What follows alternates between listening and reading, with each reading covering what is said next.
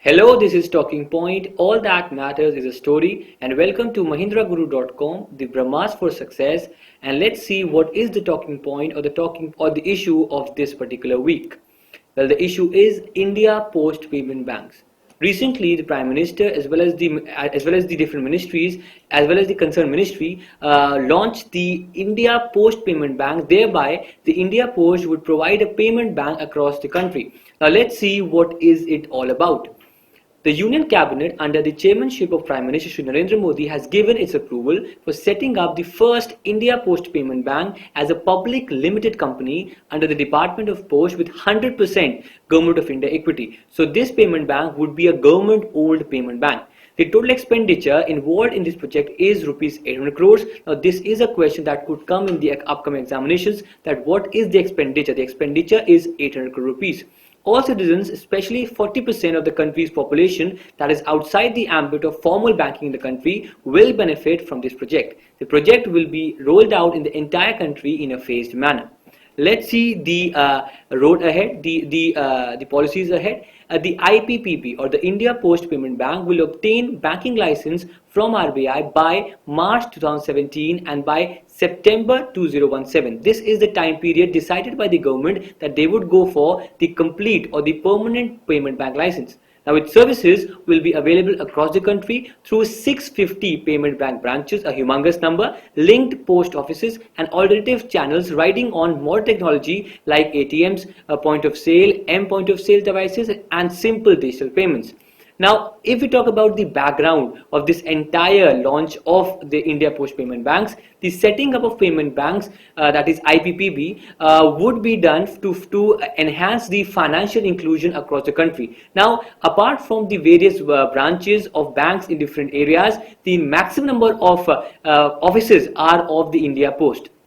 Now, if the India Post would get a payment bank, that it has been given an in principle approval by the RBI in the year 2015, it could lead to a cross-nation complete formation of the financial inclusion.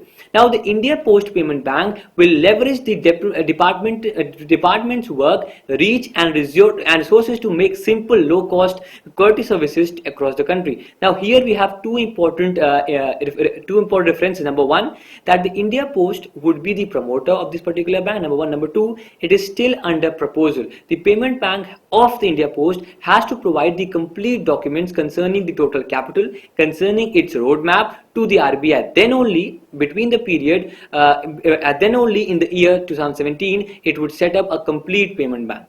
Now, the targets are very high. For example, 1.54 lakh post offices are in India, and if they have to set up 650 payment banks, these post offices have to be under strict vigilance, not only from the India Post but also from RBI. Now, these payment banks would also work in the rural areas as well. So, out of the 1.54 lakh post offices, 1.39 lakh post offices are rural.